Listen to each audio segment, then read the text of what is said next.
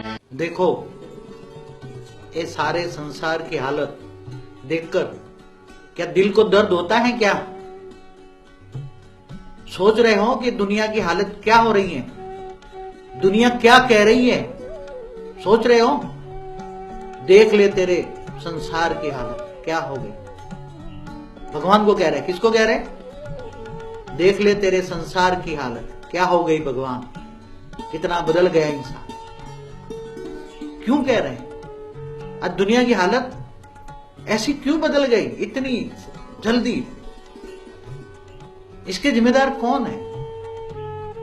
दुनिया जो आज बर्बाद होती जा रही है, सारा यूनिवर्स, मैं कोई एक धर्म संप्रदाय नात जात से परे की बात कर रहा हूं। यहां जो बात कर रहा हूं मैं केवल यूनिवर्स की, पूरे यूनिवर्स की बात कर रहा हूं, केवल एक धरती पर की बात नहीं करता हूं। धरती से परे भी 7 लोग ऊपर है, ऊपर में बैठे हुए भी आत्मा है।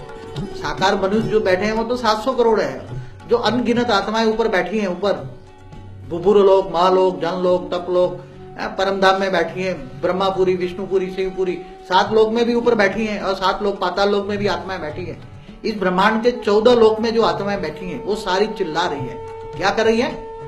चिल्ला रही है। क्या कर रही है? चिल्ला रही है। केवल मनुष्य नहीं चिल्ला रहे, मनुष्य तो ना के बराबर 5 तत्व, मनुष्य माना 5 तत्व वाली जो आत्माएं हैं वो तो ना के बराबर है। कितनी है? ना के 1 करोड़वा भाग है। मनुष्य कितने हैं? 1 करोड़वा भाग। बाकी जो बेहद की आत्माएं बैठी हैं, यहां बेहद की हम बात करते हैं, कोई हद की बात नहीं है।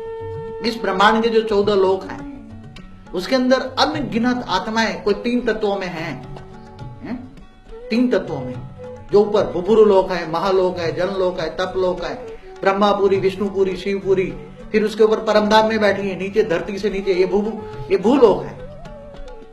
भूलोक में मनुष्य है, 5 तत्वों में मनुष्य है, ये मनुष्य सृष्टि है, साकार लोक है। और इससे नीचे जो 7 पाताल लोक है, अतल वितल, तो अनगिनत बेहिसाब आत्माएं तड़प रही है। तो इसके लिए आपको ये क्यों हो रहा है, कैसा हो रहा है? भूलोक में जो दिखाई देता है, 5 तत्वों में जो दिखाई देता है वो तो भूलोक है। 5 तत्वों में जो दिखाई देता है ये तो 5 तत्वों में, इन आंखों से जो देखते हैं वो तो 5 तत्व वाली बात है। मगर इन आंखों से जो नहीं दिखाई देती, जो अव्यक्त दुनिया है, जो व्यक्त नहीं है, जो इन कैमरे में नहीं आ सकती, जो 5 तत्व वाला के कोई भी साधन में वो नहीं आ सकती, ऐसी जो अव्यक्त दुनिया है वो भी चिल्ला रही है। व्यक्त दुनिया भी चिल्ला रही है, अव्यक्त दुनिया भी चिल्ला रही है, सब चिल्ला रहे हैं। उनका कारण अगर समझना है आपको तो भारत के शास्त्रों को टटोलो। भारत के शास्त्रों में सब कुछ बातें लिखी हैं। क्या लिखी है? ये एक ब्रह्मांड है। एक ब्रह्मांड को आज साइंसों ने इन्वेस्टिगेशन जो किया हुआ है, जो साइंस वाले बता रहे हैं कि ऐसे सूर्य मंडल है, ऐसे अनंत कोटि सूर्य लोक है। क्या है? अनंत कोटि सूर्य लोक।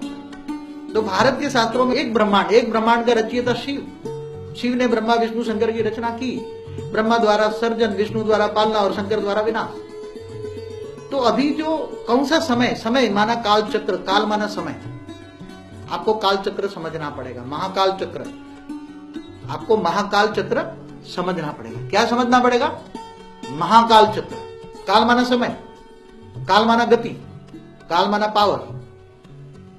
काल के कितने मतलब है? काल माना गति, काल माना समय और काल माना पावर। तीनों चीज को आपको समझना पड़ेगा। और जब 3 चीज समझ में आएगी तो काल और महाकाल का अंतर क्या है?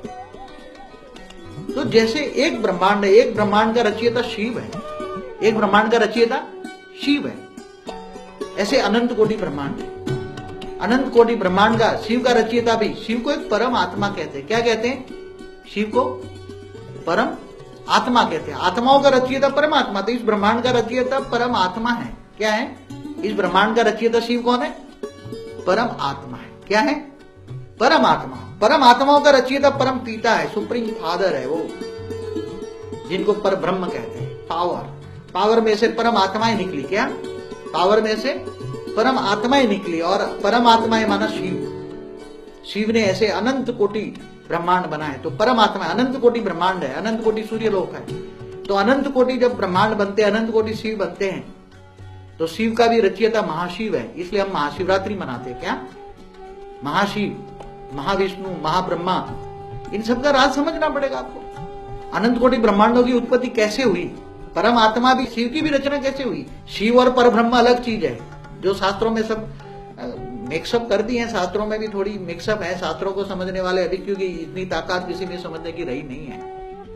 शास्त्रों में जो बातें लिखी हैं, क्योंकि शिव और महाशिव को एक मान देते, जैसे शिव और शंकर को एक मान देते हैं, क्योंकि शिव शंकर अलग है। शिव का एक शैल है शंकर, जैसे विष्णु का अवतार है राम और कृष्ण 24 अवतार है विष्णु के, ऐसे शिव के 28 अवतार है। तो शास्त्रों में इस ब्रह्मांड की बातें कर दी, शिव कौन है, महाशिव कौन है, विष्णु कौन है, महाविष्णु कौन है, ब्रह्मा कौन है, महाब्रह्मा कौन है, ये सब बातें लिख दी, मगर सबको एक दूसरे को समझ में नहीं आया। तो शास्त्रों में, क्योंकि अपने शास्त्रों में बेहिसाब समय का, कालवाना समय का